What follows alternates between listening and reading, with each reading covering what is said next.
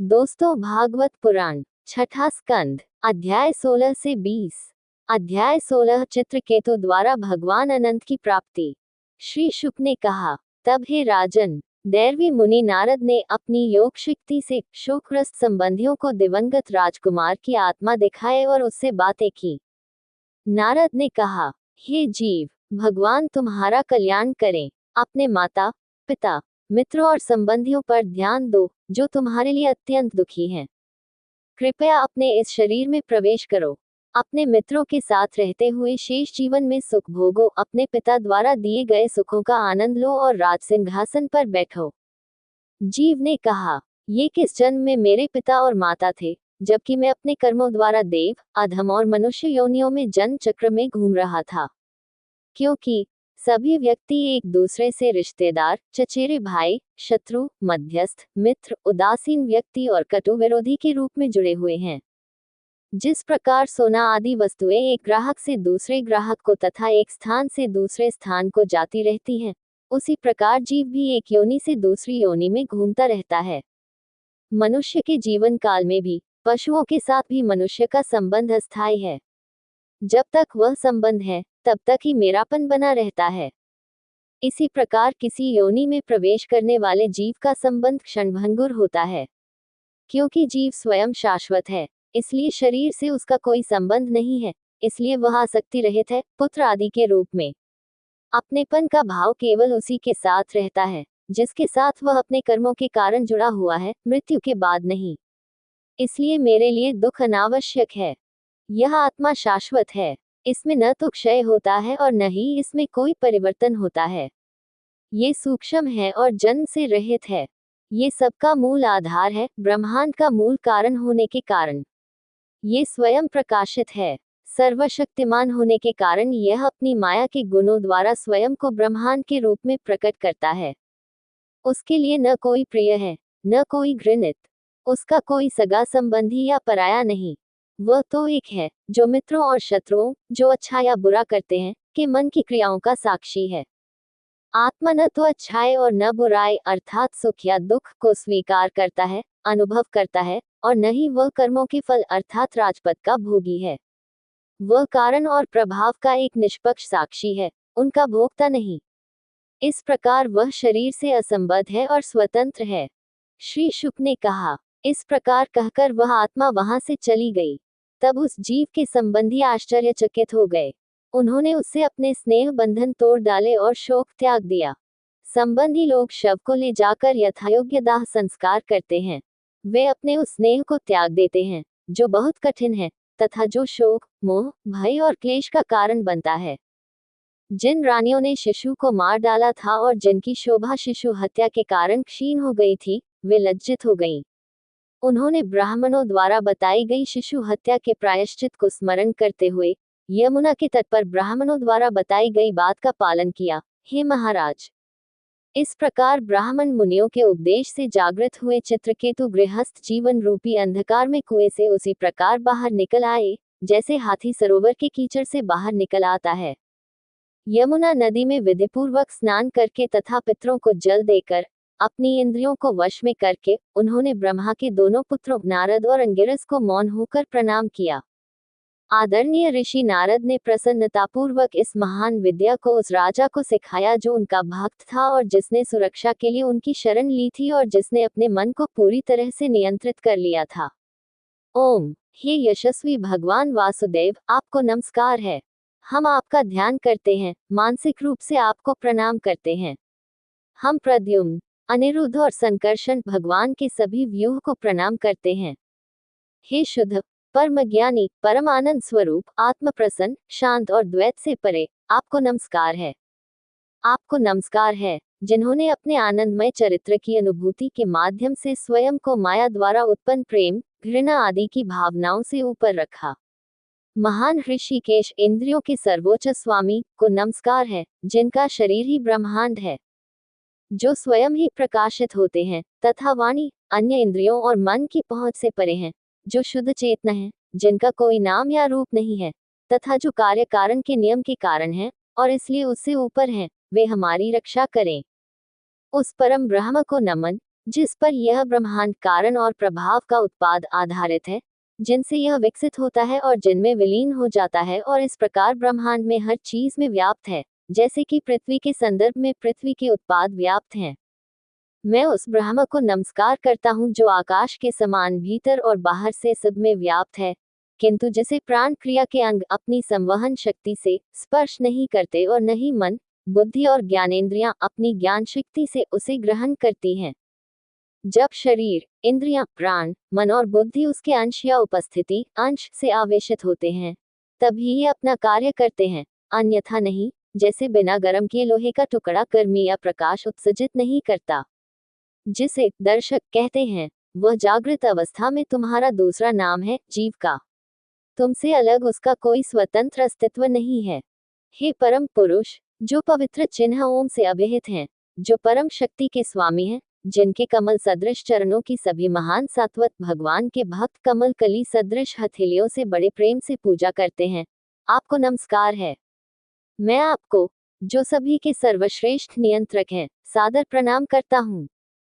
श्री शुक ने कहा, हे राजन, अपने भक्त को, जो उनकी रक्षा चाहता था, ये स्तुति विद्या सिखाकर नारद जी अंगिरस के साथ भगवान ब्रह्मा के लोक में चले गए। चित्रकेतु ने नारद के आदेशानुसार पूर्ण एकाग्रता के साथ उस विद्या, ध्यान और प्रार्थना का पालन किया। 1 सप्ताह तक वह केवल जल पर निर्वाह करता रहा।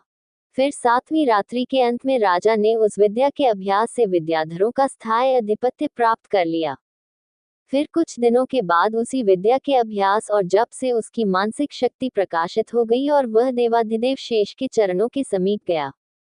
उसने भगवान शेष को कमल के समान श्वेत, नीले वस्त्र पहने, चमकते हुए मुकुट, बाजूबंद, करधनी और मणिबंध से सुशोभित, कृपालु मुख और लाल नेत्रों वाले तथा महान सिद्धों की टोली से सुसज्जित देखा।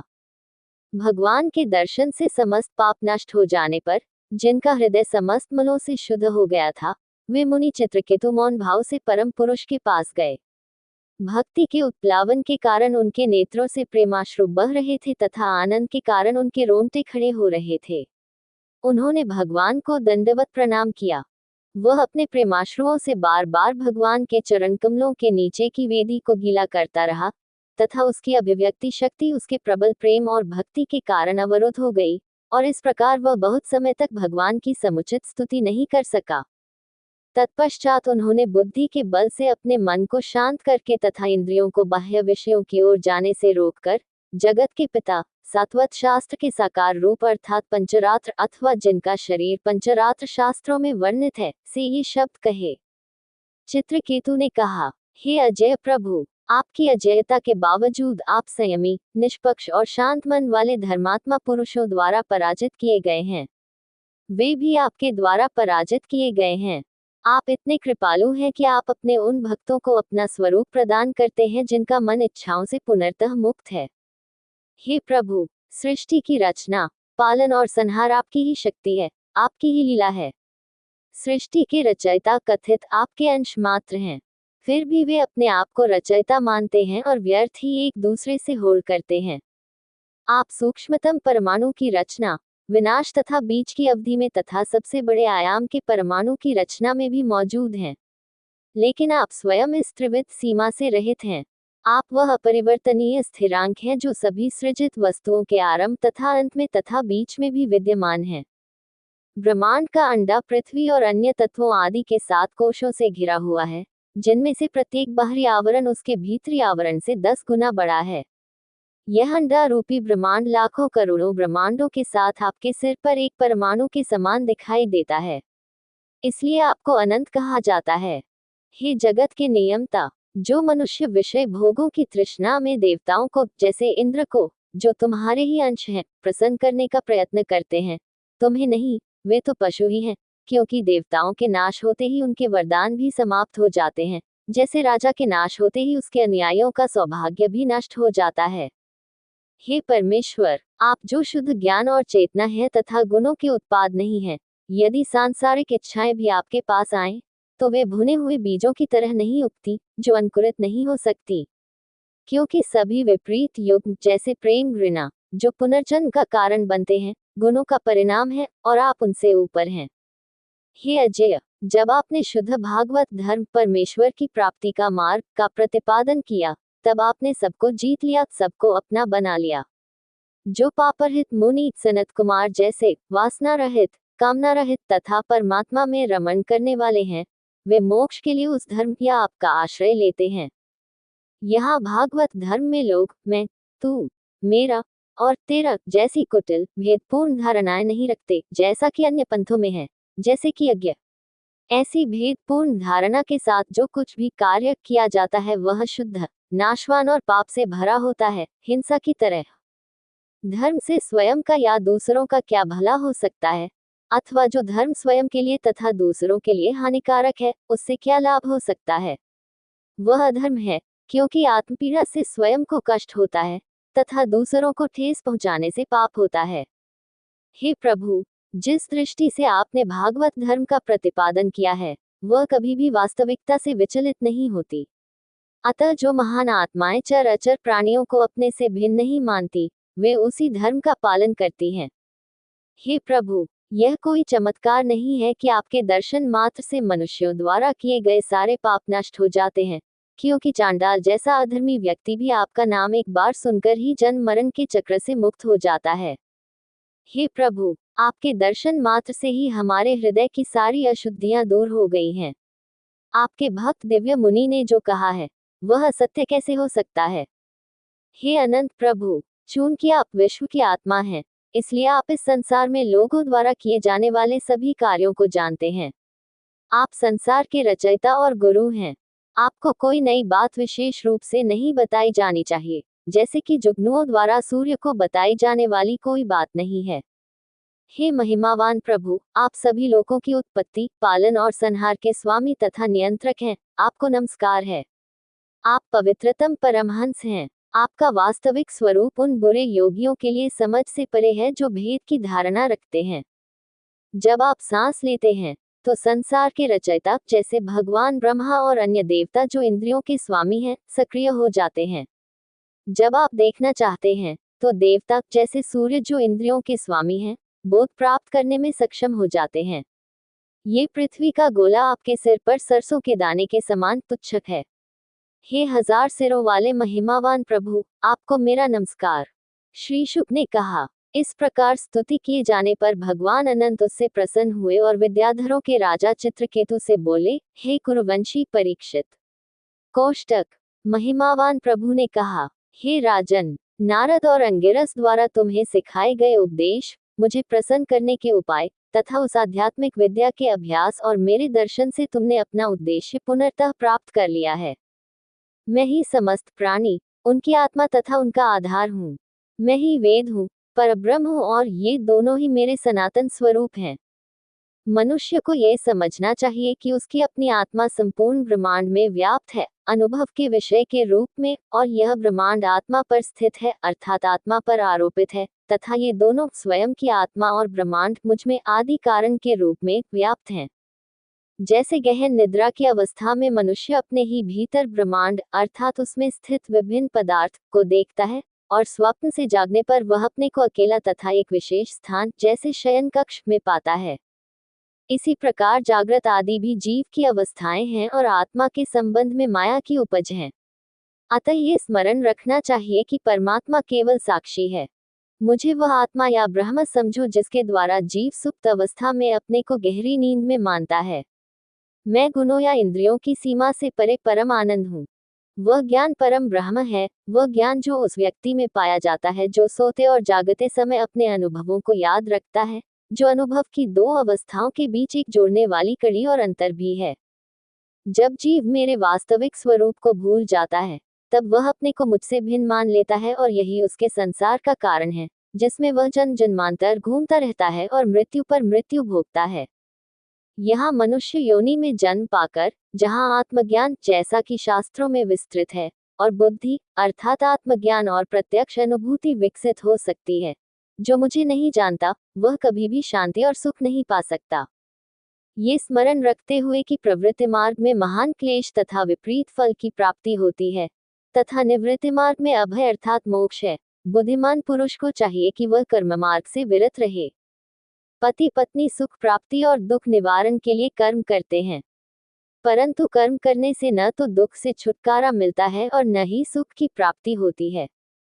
इस प्रकार यह जानकर कि जो मनुष्य अपने को चतुर समझते हैं, उनके परिणाम उनकी अपेक्षा के विपरीत होते हैं, तथा तीनों अवस्थाओं जागृति, स्वप्न और सुषुप्ति से परे आत्मा के सूक्ष्म स्वरूप को जानकर तथा विवेक के द्वारा इस लोक और परलोक के भोगों की कामना से पूर्णतया मुक्त होकर अपने ज्ञान और बुद्धि में संतोष और आनंद पाकर मनुष्य को चाहिए कि वह अपने आप को पूर्णतया मुझ में समर्पित कर दे। आत्मा और परमात्मा की एकता का बोध ही वास्तविक लक्ष्य है, जिसे योगियों को सभी संभव साधनों के माध्यम से प्राप्त करना चाहिए, जिनकी बुद्धि और शक्ति ने यौगिक ध्यान के माध्यम से तीक्ष्णता प्राप्त कर ली है।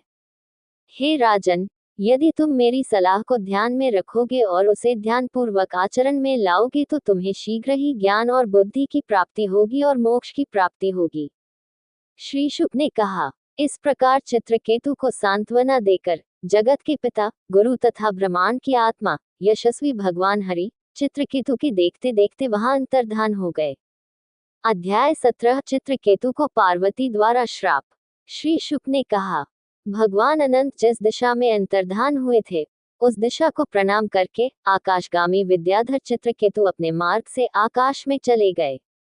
अथक शारीरिक शक्ति और इंद्रियों की अखंड तीक्ष्णता से संपन्न, ऋषियों, सिद्धों और चारणों द्वारा महान योगी के रूप में प्रशंसित, उन्होंने चित्रकेतु 1000 मिलियन वर्षों की अवधि तक महान कुलाचल सुमेरु सीमा पर्वत की गुफाओं में क्रीड़ा की, जो स्वतः ही रहने वालों को वांछित वस्तुएं प्रदान करती हैं।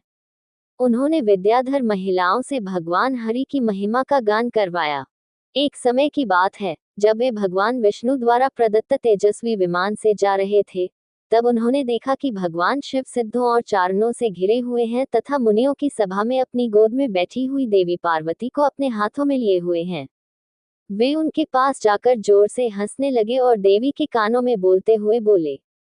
चित्रकेतु ने कहा, यहाँ जगत के गुरु, समस्त देहधारियों को धर्म के उपदेशक, ऋषियों की सभा के प्रधान अपनी पत्नी सहित आसन पर बैठे हैं। उसके सिर पर जटाएं हैं और वह घोर तपस्या करता है।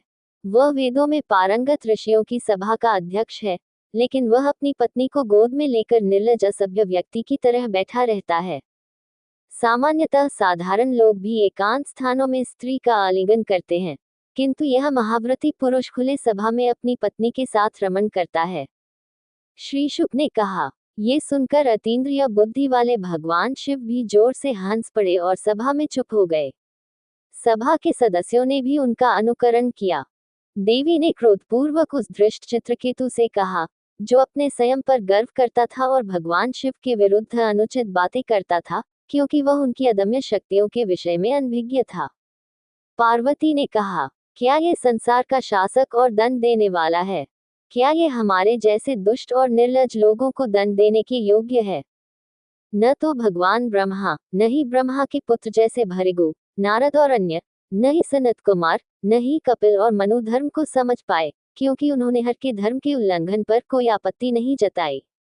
ये धृष्ट दुष्ट क्षत्रिय बुद्धिमान देवताओं और ऋषियों का अपमान करता है तथा उन गुरु और जगत के पिता को धिक्कारता है, जिनके चरण कमलों का ध्यान उपर्युक्त महान पुरुष करते हैं तथा जो परम धर्म के साक्षात स्वरूप हैं। अतः इस व्यक्ति को दंडित किया जाना चाहिए। यह अभिमानी अहंकारी व्यक्ति भगवान विष्णु के चरणों के पास जाने का अधिकारी नहीं है, जिनकी पूजा पवित्र मुनिगण श्रद्धापूर्वक करते हैं। हे दुष्ट, हे बालक, यहाँ से निकलकर असुरों के सबसे दुष्ट राक्षसी अस्तित्व में जाओ, ताकि तुम फिर से महान लोगों के बारे में बुरा न बोल सको। श्री शुक ने कहा। इस प्रकार अभिशप्त चित्रकेतु विमान से उतर आए और उन्होंने सिर झुकाकर प्रणाम करते हुए सती देवी पार्वती को प्रसन्न किया। हे परीक्षित, चित्रकेतु ने कहा, हे माता, मैं आपके श्राप को हाथ जोड़कर स्वीकार करता हूँ। देवताओं द्वारा नश्वर प्राणी के बारे में जो भी कहा जाता है, वह उसके लिए पूर्व निर्धारित होता है। इस संसार रूपी चक्र में अज्ञान से मोहित होकर प्राणी सर्वत्र सर्वदा सुख दुख भोगता हुआ भटकता रहता है। न तो स्वयं सुख और दुख का निर्माता है और न ही कोई दूसरा। मूर्ख ही स्वयं को या किसी अन्य को सुख और दुख का निर्माता मानता है। ये सारा संसार गुणों की उपज है। गुणों की इस धारा में शाप और कृपा में क्या अंतर है? स्वर्ग और नरक क्या है, और सुख और दुख में क्या अंतर है। वह महिमावान भगवान ही है जो अपनी माया के बल से समस्त प्राणियों की रचना करते हैं।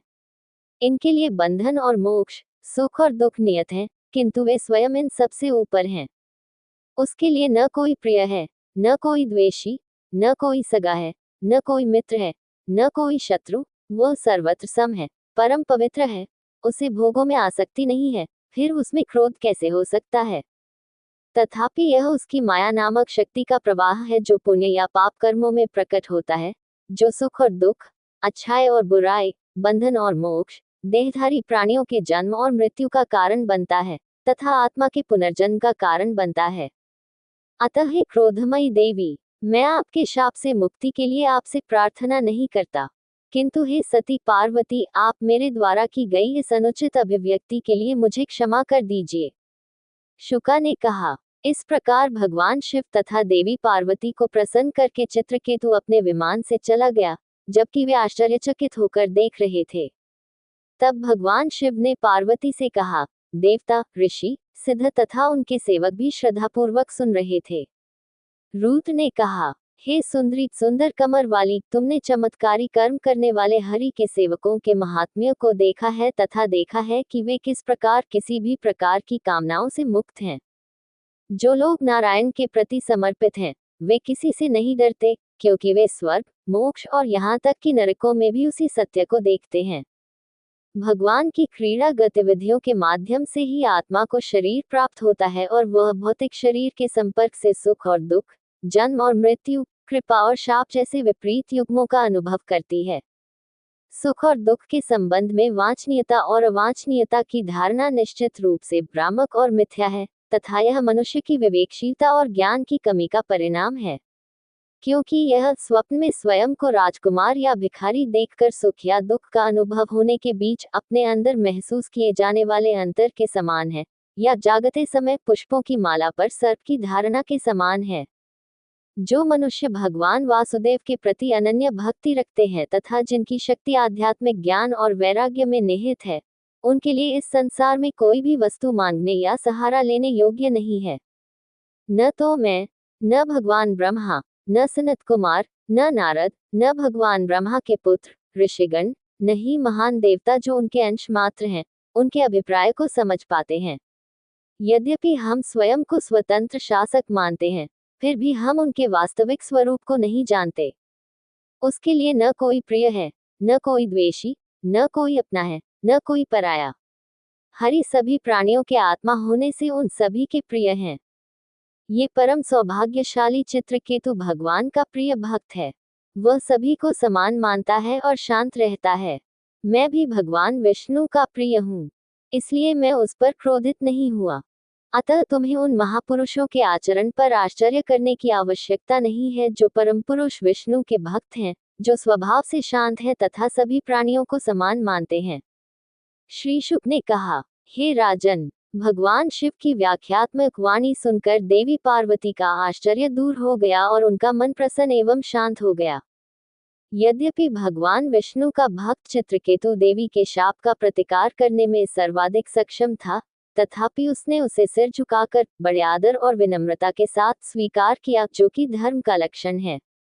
दानव का शरीर धारण करके चित्रकेतु ने त्वष्ट्र की दक्षिणाग्नि में जन्म लिया और वृत्र नाम से प्रसिद्ध हुआ। हालांकि वह आध्यात्मिक ज्ञान और बुद्धि से संपन्न था, राक्षस के रूप में जन्म लेने के बावजूद। इस प्रकार मैंने तुम्हें वह सब कुछ बता दिया है जो तुमने वृत्र के राक्षस जन्म का कारण तथा उसकी हरिभक्ति के विषय में पूछा था। उत्तम बुद्धि वाले चित्रकेतु का ये पवित्र इतिहास तथा भगवान विष्णु के भक्तों की महिमा और महानता सुनकर मनुष्य संसार के बंधन से मुक्त हो जाता है। जो व्यक्ति प्रातः काल उठकर श्रद्धापूर्वक इस प्रसंग का पाठ करता है और मौन रहकर भगवान हरि का ध्यान करता है, वह परम गति मोक्ष को प्राप्त होता है। अध्याय 18 मरुतों का जन्म। श्री शुक ने कहा, सविता अदिति के 5वें पुत्र की पत्नी प्रश्नी ने 3 बेटियों को जन्म दिया, जिनके नाम थे सावित्री, व्याहृति और त्रयी, और 9 पुत्र, जिनके नाम थे अग्निहोत्र, पशु, सोम, चातुर्मास्य और 5 महान यज्ञ। हे परीक्षित, भग अदिति के 6ठे पुत्र की पत्नी सिद्धि ने महिमन, विभु और प्रभु नामक 3 पुत्रों को जन्म दिया तथा आशीष नामक एक सुंदर धर्मपरायण पुत्री को जन्म दिया। 3. धात्री अदिति के 7वें पुत्र की 4 पत्नियों में से कुहू से संयम उत्पन्न हुआ, से निवाली, दर्श, राका, पदार्थ, क्रमशः अनुमति, पूर्ण मास। समानांतर या विधाता अदिति के 8वें पुत्र ने क्रिया से पुरीष्य नामक अग्नि देवताओं को जन्म दिया। चरशनी वरुण अदिति के 9वें पुत्र की पत्नी थी। वे जल के अधिष्ठाता देवता हैं। उनसे भृगु ब्रह्मा के पुत्र का पुनर्जन्म हुआ। वाल्मीकि, वरुण के एक और पुत्र, एक महान योगी थे। कहा जाता है कि उनका जन्म चींटी के टीले से हुआ था। अगस्त्य और वशिष्ठ ऋषि मित्र और वरुण से पैदा हुए थे, जिन्होंने एक बर्तन में अपना वीर्य जमा किया था जो दिव्य युवती उर्वशी को देखने और उसके आसपास रहने पर निकला था। मित्र अदिति के 10वें पुत्र ने रेवती से 3 पुत्रों को जन्म दिया, जिनके नाम थे उत्सग, अरिष्ट और पिप्पल। हमें बताया गया है कि देवताओं के राजा इंद्र अदिति के 11वें पुत्र ने पौलोमी या शची से 3 पुत्रों को जन्म दिया, जिनके नाम थे जयंत, ऋषभ और तीसरा मीडूष। हे बालक, उरुक्रम जो भगवान विष्णु थे, जो अपनी दिव्य माया से वामन के रूप में प्रकट हुए और जो अदिति के 12वें पुत्र थे, ने अपनी पत्नी कीर्ति से बृहचलोक नामक पुत्र को जन्म दिया, जो सौभाग और अन्य पुत्रों का पिता था। आगे चलकर स्कंद अष्टम में हम कश्यप के महापुरुष पुत्र वामन के पराक्रम, श्रेष्ठता और कार्यों का विस्तार से वर्णन करेंगे तथा ये भी बताएंगे कि किस प्रकार उन्होंने अदिति के पुत्र के रूप में अवतार लिया। अब मैं तुम्हें कश्यप ऋषि की पत्नी दिति से उत्पन्न पुत्रों का वर्णन करूंगा। उनमें भगवान विष्णु के महान भक्त अर्थात प्रतापी प्रहलाद और बलि उत्पन्न हुए। दिति के 2 पुत्र थे, हिरण्यकशिपु और हिरण्याक्ष, जिनका दैत्यों और दानवों द्वारा सम्मान किया जाता था। उनका वर्णन पूर्व में स्कंद तृतीय में किया गया है। हिरण्यकशिपु की पत्नी कयाधु नामक दानव महिला थी। वह जम की पुत्री थी और उसका विवाह हिरण्यकशिपु से हुआ था। उसने 3 पुत्रों को जन्म दिया, जिनके नाम थे सबसे बड़ा संग्राद और अनुहरद, ह्रद और प्रहलाद। उनकी बहन का नाम सिन्हिका था। उसे विप्रचित्ति से राहु नामक पुत्र हुआ, जिसका सिर हरि ने अपने चक्र सुदर्शन से काट दिया था जब वह राहु अमृत पी रहा था। संग्राद की पत्नी कृति ने पंचजन को जन्म दिया। ह्रद की पत्नी धामनी ने वातापी और इलवल को जन्म दिया। इलवल ने ही प्रसिद्ध अतिथि अगस्त्य के लिए वातापी को पकाया था। अनुहरद ने अपनी पत्नी सुरम्या से 2 पुत्रों को जन्म दिया, बाष्कल और महेश। प्रहलाद के पुत्र विरोचन थे, जिनकी पत्नी देवी से एक पुत्र हुआ जिसका नाम बलि था। बलि से बलि की रानी असना के 100 पुत्र हुए, जिनमें बाण सबसे बड़े थे। आगे चलकर स्कंद 8 में हम बलि की महिमा का वर्णन करेंगे, जो उत्सव मनाने योग्य है। भगवान शिव को प्रसन्न करके बाण ने अपने सेवकों में प्रथम स्थान प्राप्त किया। भगवान शिव उनके साथ हैं और वे अभी भी उनकी राजधानी की रक्षा कर रहे हैं। दिति के पुत्र मरुत थे। उनकी संख्या 49 थी। वे सभी निसंतान थे और उन्हें इंद्र ने अपने देवताओं में परिवर्तित कर दिया। राजा परीक्षित ने कहा, हे गुरुवर, इंद्र ने उनके जन्मजात राक्षसी स्वभाव को देवत्व में कैसे परिवर्तित किया? उन्होंने इंद्र के प्रति कौन से दायित्व निभाए थे जिसके कारण इंद्र ने उन्हें देवता बना दिया? हे पूज्य मुनि, मेरे सहित अन्य मुनिगण भी इस विषय को जानने के लिए उत्सुक हैं, अतः आप हमें इसका विस्तार पूर्वक वर्णन करें। सूची ने कहा, हे शौनक, भगवान विष्णु राजा परीक्षित की यह वाणी सुनकर महर्षि बादरायण व्यास के पुत्र श्री शुक ने हर्षपूर्वक उसका अभिवादन किया, क्योंकि यह वाणी गंभीरता से पूर्ण थी, तथापि संक्षिप्त थी, तथापि अर्थ से भरपूर थी। सर्वज्ञ श्री शुक ने इस प्रकार कहा। श्री शुक ने कहा, दिति, जिसके पुत्रों को इंद्र के मित्र विष्णु ने मार डाला था, दुख से प्रज्वलित क्रोध से जल रही थी और वह विचार करने लगी, अपने भाइयों के क्रूर हत्यारे, कठोर हृदय वाले दुष्ट कामुक इंद्र को मार डालने के बाद मुझे कब सुख की नींद आएगी? जिस शरीर को भगवान या शासक कहा गया है, वह कृमि दफनाने के बाद उसमें कीड़े पड़ जाते हैं। मल यदि मांसाहारी पशु या शिकारी पक्षी शरीर को खा जाते हैं, और भस्म यदि दाह संस्कार कर दिया जाता है, कहलाता है। जो इंद्र ऐसे शरीर के लिए दूसरे प्राणियों को कष्ट पहुंचाना चाहता है, वह स्वार्थ नहीं जानता, क्योंकि इससे नरक की प्राप्ति होती है। मैं किस उपाय से ऐसा पुत्र प्राप्त करूं जो इंद्र के उस अभिमान को चूर कर दे जो ये भ्रांति करता है कि यह शरीर नित्य है, और जो अत्यंत अभिमानी है, जिसका हृदय असंयमी है। इस उद्देश्य से वह अनेक बार अपने पति की इच्छानुसार सेवा करती थी। अपनी सेवा, स्नेह, विनय, संयम, प्रगाढ़ भक्ति, मनमोहक मधुर वाणी तथा मोहक मुस्कान और तिरछी निगाहों से वह मानव स्वभाव के ज्ञान से युक्त थी, और उसने अपने पति के हृदय को मोहित कर लिया था। इस प्रकार चतुर चालाक स्त्री पर मोहित होकर विद्वान होते हुए भी कश्यप शक्तिहीन हो गए उसके आकर्षण के सामने। वे उसके वश में हो गए और उसकी प्रार्थना स्वीकार कर ली। स्त्रियों की ऐसी मूर्खता पर आश्चर्य नहीं होना चाहिए। सृष्टि के आरंभ में जब प्रजापति ने देखा कि प्राणियों में आसक्ति नहीं है और सृष्टि का कार्य संभव नहीं है, तब भगवान ब्रह्मा ने अपने शरीर के आधे भाग को एक स्त्री में परिवर्तित कर दिया, जो मनुष्यों के निर्णयों को भटकाती है।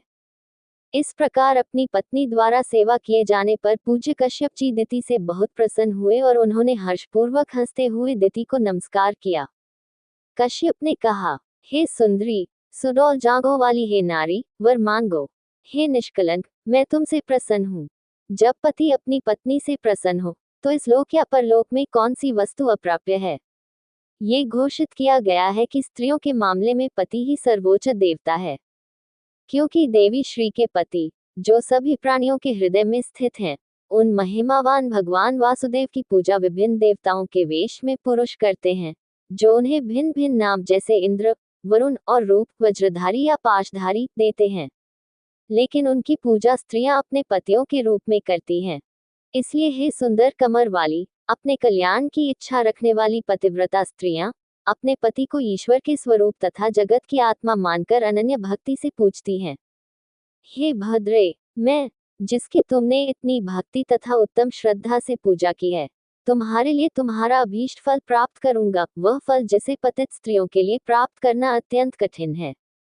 दिति ने कहा, हे ब्राह्मण ऋषि, यदि आप मुझे वरदान दे रहे हैं तो मैं एक अमर पुत्र की प्रार्थना करती हूँ जो इंद्र का वध करेगा, क्योंकि इंद्र ने मेरे दोनों पुत्रों को मार डाला है और मैं एक ऐसी स्त्री बन गई हूँ जिसके पुत्र मर चुके हैं। उसकी बातें सुनकर ब्राह्मण हताश हो गया और पश्चाताप करने लगा, हाय, आज मुझ पर कितना बड़ा अधर्म और पापा पड़ा है। हाय, आज मैं इंद्रिय तृप्ति का शिकार हो गया हूँ। मैंने अपने हृदय को स्त्री रूपी माया के वशीभूत होने दिया। मैं कितना ही नीच क्यों न हो, मैं अवश्य ही घोर नरक में गिरूंगा। जो स्त्री स्त्रियों की स्वाभाविक प्रवृत्ति का अनुसरण करती है, उसमें क्या दोष है। हाय, मुझ पर धिक्कार है, जो अपने स्वार्थ से अनभिज्ञ है और अपनी इंद्रियों पर नियंत्रण खो बैठी है। जो स्त्रियां पूर्ण रूप से खिले हुए शरद कमल के समान सुंदर हैं, जिनकी वाणी कानों के लिए अमृत के समान है, किंतु जिनका हृदय छुरे के समान तीक्ष्ण है, उनके कार्यों के उद्देश्यों को कौन समझ सकता है। जिन स्त्रियों का मन अपने उद्देश्य को प्राप्त करने के लिए दृढ़ रहता है, उनका कोई भी प्रिय नहीं होता। अपने उद्देश्य की पूर्ति के लिए वे अपने पति, पुत्र या भाई को मार डालती हैं या मरवा देती हैं। मैंने वचन दिया है कि मैं उसे पुत्र दूंगा। ये वचन झूठा नहीं होना चाहिए, लेकिन इंद्र मृत्यु के योग्य नहीं है। ऐसी परिस्थितियों में निम्नलिखित उपाय उचित प्रतीत होता है। हे कौरवों, उतरो। ऐसा विचार करके पूज्य मरीचिपुत्र कश्यप ने क्रोध प्रकट किया और अपने आप को धिक्कारते हुए कहा। कश्यप ने कहा, हे भद्रे, यदि तुम इस व्रत का 1 वर्ष तक ध्यानपूर्वक पालन करोगी तो तुम्हें एक पुत्र उत्पन्न होगा जो इंद्र का वध करने वाला होगा अथवा देवताओं का मित्र होगा, यदि इस व्रत का उचित पालन न किया जाए। दिति ने कहा, हे ब्राह्मण ऋषि, मैं व्रत पालन करने का वचन देता हूँ। मुझे बताए कि मेरे लिए कौन से कार्य अनिवार्य हैं और कौन से निषिद्ध हैं, तथा वे कार्य भी बताए जो व्रत का उल्लंघन नहीं करते। कश्यप ने कहा, तुम्हें किसी भी जीवित प्राणी को चोट नहीं पहुंचानी चाहिए, तुम्हें शाप नहीं देना चाहिए, झूठ नहीं बोलना चाहिए, तुम्हें अपने नाखून नहीं काटने चाहिए, बाल नहीं कटवाने चाहिए, तुम्हें किसी भी अपवित्र और अशुभ वस्तु को नहीं छूना चाहिए, जल में डुबकी लगाकर स्नान नहीं करना चाहिए, दुष्ट लोगों से क्रोध या बातचीत नहीं करनी चाहिए, गंदे वस्त्र नहीं पहनने चाहिए, दूसरों की पहनी हुई माला नहीं पहननी चाहिए, दूसरों के खाने से बचा हुआ भोजन नहीं खाना चाहिए, भद्रकाली देवी को 7 मातृकाओं को चढ़ाया हुआ भोजन नहीं खाना चाहिए, चींटियों द्वारा खाया हुआ भोजन नहीं खाना चाहिए, मांसाहारी भोजन नहीं खाना चाहिए, शूद्र द्वारा लाया हुआ भोजन नहीं खाना चाहिए, मासिक धर्म के दौरान किसी स्त्री द्वारा देखा गया भोजन नहीं खाना चाहिए, हाथ जोड़कर जल नहीं पीना चाहिए, मुंह में बचा हुआ भोजन रखकर या मुंह को पानी से धोए बिना बाहर न निकलें, शाम को बिखरे बाल, बिना श्रृंगार या बिना ऊपरी वस्त्र के बाहर न निकलें, वाणी में संयम न रखें, बिना पैर धोए या अपवित्र अवस्था में या गीले पैर के साथ नहीं सोना चाहिए, उत्तर या पश्चिम की ओर सिर करके नहीं सोना चाहिए, दूसरों के साथ या बिना कपड़ों के नहीं सोना चाहिए, सुबह और शाम को सोते नहीं रहना चाहिए, प्रातःकाल नाश्ता करने से पहले धुले हुए वस्त्र पहनकर सदैव शुद्ध और सभी शुभ वस्तुओं से सुसज्जित होकर भगवान विष्णु, देवी श्री, गायों और ब्राह्मणों की पूजा करनी चाहिए। जिन स्त्रियों के पति जीवित हों, उन्हें माला, चंदन, भोजन और आभूषण अर्पित करके पूजा करनी चाहिए। अपने पति की पूजा करने के बाद तुम उनकी सेवा करो और ध्यान करो कि तुम्हारे पति की शक्ति तुम्हारे गर्भ में मौजूद है। यदि तुम इस पुंसवन व्रत को 1 वर्ष तक बिना किसी दोष के करोगे तो तुम्हें एक पुत्र प्राप्त होगा जो इंद्र का वध करने वाला होगा। हे राजन, दिति ने यह बात मान ली। उसने कश्यप से गर्भ धारण किया और व्रत का कठोरता से पालन करने लगी। अपनी मामी का अभिप्राय जानकर धूर्त दूरदर्शी इंद्र ने एक आश्रम में रहने वाली दिति की सेवा करने का बहाना बनाया। नियत समय पर वह हमेशा जंगल से फूल, फल, पवित्र लकड़ियां, कुश, पत्ते, अंकुर, मिट्टी और जल लाता था। हे राजन, इस प्रकार कुटिल इंद्र ने उस स्त्री के व्रत पालन में कोई दोष ढूंढने की इच्छा से उसकी उसी प्रकार सेवा की जैसे कोई शिकारी मृग का वेश धारण करता है। इंद्र उसके व्रत पालन में दुर्बलता ढूंढने में लगे थे, परंतु उन्हें वह दुर्बलता नहीं मिली। वे इस बात के लिए बहुत चिंतित हो गए कि वे कैसे सफल हो सकते हैं। एक बार संध्या के समय उस कठोर व्रत के पालन से थकी हुई तथा भाग्य से मोहित हुई दिति बिना जल से कुल्ला किए ही बचे हुए अन्न को मुंह में रखकर तथा बिना पैर धोए ही सो गई। यह अवसर पाकर योगसिद्ध इंद्र ने अपनी योग शक्ति से दिति के गर्भ में प्रवेश किया, जबकि दिति अचेत अवस्था में निद्रा में थी। उन्होंने अपने वज्र से भ्रूण को 7 भागों में काटा जो सोने के समान चमकीला था। जब वह रो रहा था तो उन्होंने कहा, मत रो, और फिर उस टुकड़े को 7 भागों में काट दिया। जब वे पीटे जा रहे थे तो सबने हाथ जोड़कर विनती की, हे इंद्र, हम मरुत हैं, आपके भाई हैं, आप हमें क्यों मारना चाहते हैं? इंद्र ने मरुतों से कहा, डरो मत भाइयों, तुम मेरे लिए हो। ये मरुतगण उसके अनुचरों के रूप में उसके प्रति अविचल निष्ठा रखते थे। भगवान विष्णु की कृपा से दिति के गर्भ में पल रहा भ्रूण नहीं मरा, भले ही उसे बार बार वज्र से काटा गया हो, जिस प्रकार आप अश्वत्थामा के बाण से बच गए थे। यदि कोई व्यक्ति आदि पुरुष विष्णु की एक बार भी पूजा करता है तो वह विष्णु के समान ही स्वरूप को प्राप्त करता है, जबकि महान भगवान हरि की पूजा दिति ने 1 वर्ष से कुछ कम अवधि तक की थी। इंद्र के साथ मरुत कुल 50 देवता हो गए। मातृवंश का कलंक हटाकर इंद्र ने उन्हें सोमपान में भागीदार बनाया। उठकर जब दिली ने अपने पुत्रों को इंद्र के साथ अग्नि के समान तेजस्वी देखा तो उस दोषिनी स्त्री को बहुत प्रसन्नता हुई। उसने इंद्र से पूछा, हे बालक, मैंने एक ऐसे पुत्र की इच्छा से जो अदिति के पुत्रों को भयभीत कर दे यह व्रत किया था जो अत्यंत कठिन था। मुझे एक ही पुत्र की आशा थी, फिर 7 गुना 7 19 कैसे हो गए? हे पुत्र, यदि तुम्हें सत्य ज्ञात हो तो कृपया मुझे बताओ, पर झूठ मत बोलो। इंद्र ने कहा, हे माता, आपके निश्चय को जानकर मैं आपके पास आया। आपके व्रत के पालन में दोष देखकर धर्म की परवाह न करने वाले तथा अपने उद्देश्य की पूर्ति में लीन मैंने आपके गर्भ को काट डाला। मैंने भ्रूण को 7 टुकड़ों में काटा और 7 बेटे हुए। उनमें से हर एक को 7 टुकड़ों में काटा गया, लेकिन वे नहीं मरे। उस महानतम चमत्कार को देखकर मैं इस निष्कर्ष पर पहुंचा कि यह अवश्य ही भगवान विष्णु की आराधना से प्राप्त कोई अवर्णनीय आकस्मिक सिद्धि होगी। जो लोग बिना किसी आशीर्वाद के भगवान को प्रसन्न करते हैं, मोक्ष की भी इच्छा नहीं रखते, वे अपने उद्देश्य की पूर्ति में चतुर कहलाते हैं। जो स्वयं अपनी आत्मा है और जो स्वयं को दाता है, उस जगत के स्वामी को प्रसन्न करने के पश्चात कौन बुद्धिमान व्यक्ति गुणों, सांसारिक वस्तुओं से संपर्क करना चाहेगा? क्योंकि गुण तो नरक में भी उपलब्ध हैं। अतः हे माता, मेरा ये पाप क्षमा करना उचित है, जो मैंने मूर्ख बनकर पूज्य लोगों के प्रति किया था। सौभाग्य से गर्भस्थ शिशु पुनः जीवित हो गया है।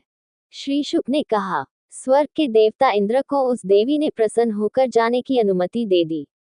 वे मरुतों सहित उसे प्रणाम करके स्वर्ग को चले गए। इस प्रकार मैंने आपसे जो कुछ पूछा था, अर्थात मरुतों का शुभ जन्म, वह विस्तार पूर्वक कह दिया है। अब आप मुझे बताइए कि मैं आपसे और क्या कहूँ। अध्याय 19 पुंसवन नामक व्रत का विवरण। राजा परीक्षित ने पूछा, हे ब्राह्मण मुनि, मैं जानना चाहता हूँ कि आपने जो पुंसवन व्रत बताया है, उससे भगवान विष्णु प्रसन्न होते हैं। श्री शुक ने कहा, स्त्री को अपने पति की अनुमति और सहमति से मार्गशीर्ष शुक्ल पक्ष की प्रतिपदा से इस व्रत का पालन आरंभ करना चाहिए, जो सभी कामनाओं की पूर्ति करने वाला है।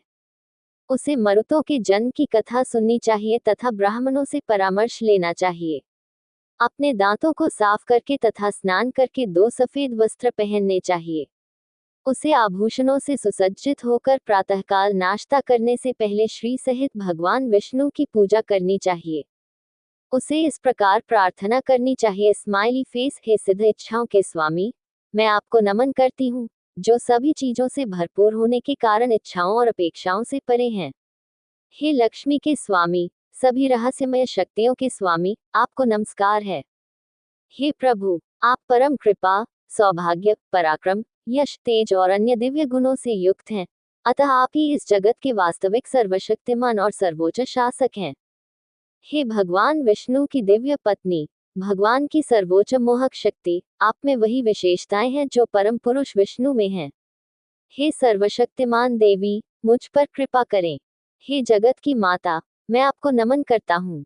मैं पवित्र अक्षर ओम से अभिहित उस महिमावान भगवान की पूजा करता हूँ, जो परम पुरुष है, परम शक्तिशाली हैं, महालक्ष्मी के स्वामी हैं, तथा उनकी सर्वोच्च शक्तियों के साथ उनकी पूजा करता हूँ। उपर्युक्त मंत्र का जाप करते हुए भगवान विष्णु का नित्य आह्वान करते हुए मनुष्य को एकाग्र मन से पूजा की सामग्री, जैसे कि अपने विष्णु के हाथ पैर धोने के लिए जल, अपना विष्णु का मुख धोने के लिए जल, स्नान के लिए जल, रेशमी वस्त्र, जनेऊ, आभूषण, चंदन, फूल, धूप, दीप, भोजन और अन्य वस्तुएं अर्पित करनी चाहिए। भगवान विष्णु को भोग लगाने के बाद जो अन्न बचे, उसमें से 12 आहुति अग्नि में इस मंत्र के साथ देनी चाहिए कि असीमित शक्तियों वाले तथा पवित्र अक्षर ओम से प्रकट होने वाले तेजो में परम पुरुष विष्णु को नमस्कार है। मैं लक्ष्मी सहित आपको ये आहुति अर्पित करता हूँ। यदि कोई समस्त सांसारिक समृद्धि प्राप्त करने का इच्छुक है, तो उसे सदैव देवी लक्ष्मी और भगवान विष्णु की पूजा करनी चाहिए, जो वरदान प्रदान करते हैं और दोनों ही सभी आशीर्वादों के स्रोत हैं। उसे उनके सामने भूमि पर दंड की भांति झुककर हृदय में भक्ति रखकर दंडवत करना चाहिए। उसे ऊपर वर्णित मंत्र को 10 बार दोहराना चाहिए तथा निम्नलिखित स्तोत्र गाना चाहिए। आप दोनों ही ब्रह्मांड के स्वामी हैं, जगत के मूल कारण हैं। ये वास्तव में सूक्ष्म प्रकृति है।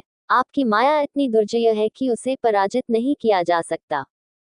आप प्रत्यक्ष रूप से उसके सर्वोच्च शासक, परम पुरुष हैं। आप सभी यज्ञों के मूर्त रूप हैं, जबकि वह यज्ञ है। वह स्वयं क्रिया है, जबकि आप उसके फल के भोक्ता हैं। ये देवी गुणों की अभिव्यक्ति है, जबकि आप उस अभिव्यक्ति का कारण और गुणों की भोक्ता हैं।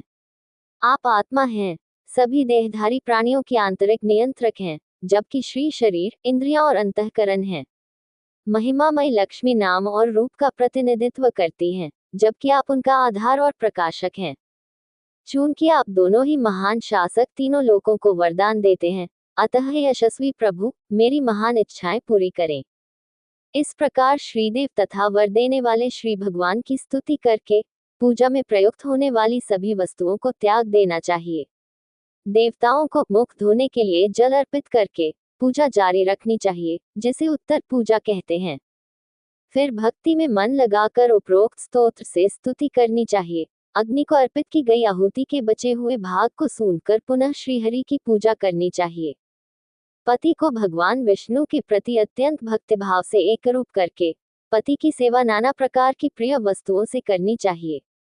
जो पति स्वभाव से प्रेम में है, उसे चाहिए कि वह अपनी पत्नी के सभी कार्यों में, चाहे वे कार्य छोटे हों या बड़े, ईश्वर पूजा से संबंधित हो, स्वयं सहायता करे। पति पत्नी में से किसी एक द्वारा यह व्रत किया जाना पर्याप्त है। यदि पत्नी असमर्थ हो, स्वास्थ्य कारणों से, या योग्य हो, मासिक धर्म के कारण, तो पति को एकाग्र मन से व्रत करना चाहिए। भगवान विष्णु से संबंधित इस व्रत को यदि एक बार कर लिया जाए तो किसी भी स्थिति में उसे भंग नहीं करना चाहिए। प्रतिदिन ब्राह्मणों तथा जीवित पतियों की स्त्रियों को पुष्पमाला, चंदन, भोजन तथा आभूषण अर्पित करके भक्तिपूर्वक पूजन करना चाहिए तथा भगवान विष्णु की भी पूजा करनी चाहिए। देवता को अपने धाम जाने के लिए कहने के बाद देवता को अर्पित किया गया भोजन खाना चाहिए। इससे आत्मशुद्धि और सभी इच्छाओं की प्राप्ति होती है। इस प्रकार 12 मास तक पूजन करने के पश्चात कार्तिक मास के अंतिम दिन व्रत का पालन करना चाहिए।